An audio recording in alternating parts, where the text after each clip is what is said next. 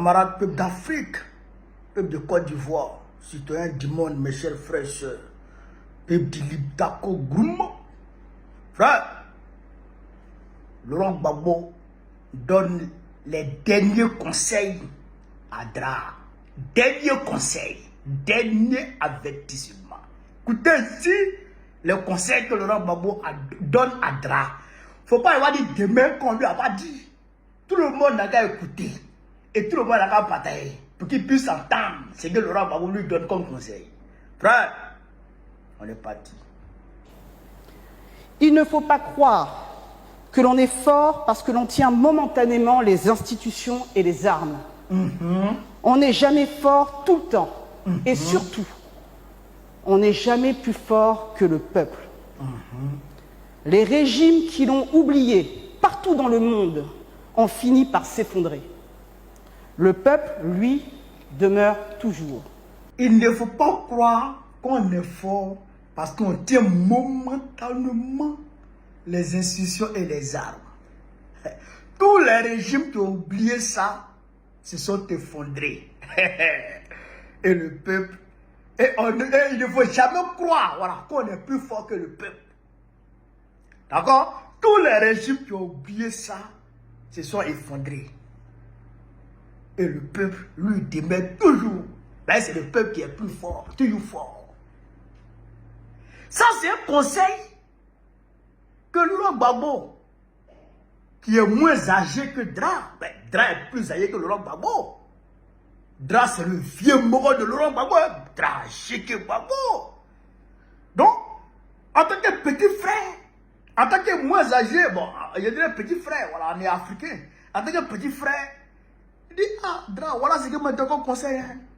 En tout cas, si tu ne prends pas ça au sérieux, en tout cas, tu as oublié. Ce qui est arrivé à l'autre là va t'arriver.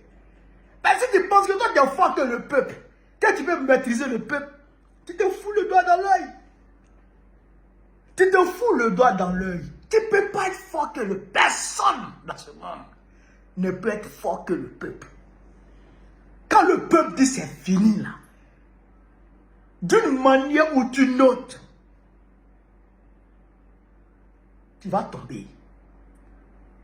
Quand le peuple t'arrache son soutien, même Dieu, il te lâche. Ça c'est au niveau spirituel déjà. Dieu lui-même te lâche. Et Dieu a lâché Draman.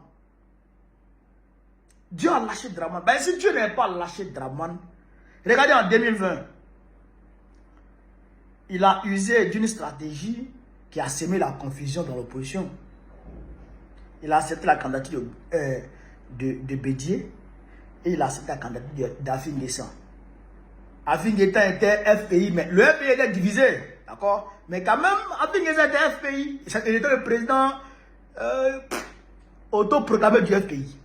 Mais après, bon, aujourd'hui, on s'entend, on s'est entendu, on est tous en front commun là, et tout c'est trop là. Mais il a quand même accepté FPI et il a accepté Bédier. Donc, ça a semé un peu la confusion dans le mouvement. Tu vois, vous voyez un peu dans la désobéissance civile. Mais quand même, il y a eu la désobéissance civile, mais voilà. Mais quand même, il a infiltré tout ça. Aujourd'hui, il n'entend même plus. Son cerveau ne bouge même plus. Il ne réfléchit même plus. Il lui suffisait juste d'accepter la candidature de Thiam ou Babo. Juste l'un des deux. Et puis c'était fini. Et puis l'opposition c'était fini. Et puis on allait être mélangés. La confusion est venue. Pourquoi elle a dit, ben, est-ce qu'on va pas soutenir Thiam en même temps? Ou bien pourquoi elle a dit, est-ce qu'on va soutenir Babo en même temps? Et puis il n'allait pas réviser la liste électorale. Et puis peut-être qu'il allait pas nous voler. Mais en tout cas, ça laisse la confusion. Mais comme Dieu l'a lâché, il n'a même pas vu ça. Et il a écarté tout le monde. Babo, Thiam, Afi, Assalé, et puis les autres. Tu vas où? Tu vas où? Laurent Gbagbo, ancien président de la République. Laurent Gbagbo, tu dis qu'il a braqué. Qui va croire ça? Qui croit en ça? Qui? dans ce monde-là. Tu vas lui dire ça à qui? Et puis, on va croire. Laurent Gbagbo a braqué banque avec armes. Comment les gens vont croire? Personne ne peut croire. Tidiane Thiam, petit-fils d'Oufoué, n'est pas ivoirien. C'est quoi ça? C'est quoi ça? Donc, c'est-à-dire que ça ne passe pas. C'est pourquoi l'ONU lui dit non, arrête ta connerie. La communauté internationale même dit non, arrête ta connerie. Vous voyez que Kadil est parti là. Mais les gens vont partir. Les gens vont partir. Tu peux pas. Les institutions de Bretton Woods vont te sanctionner. Il faut commencer à te bloquer de partout. Parce que tu veux créer la chiennerie en Côte d'Ivoire pour mettre en péril leurs intérêts. Quand ça va péter en Côte d'Ivoire, les intérêts des Blancs là, il y aura money. Ça c'est clair parce que c'est vous qui l'avez installé. Nous on sait ça. Les Ivoiriens savent que c'est vous qui l'avez installé. Donc ça a chauffé. Donc ils sont dans son dos. Mais comme Macron, lui et puis Macron, ils sont bêtes. Et ça Macron, lui, il se confie. C'est que Macron dit, lui, il fait ça. Macron, même déjà qui est disjoncté, il est bête, il ne réfléchit pas.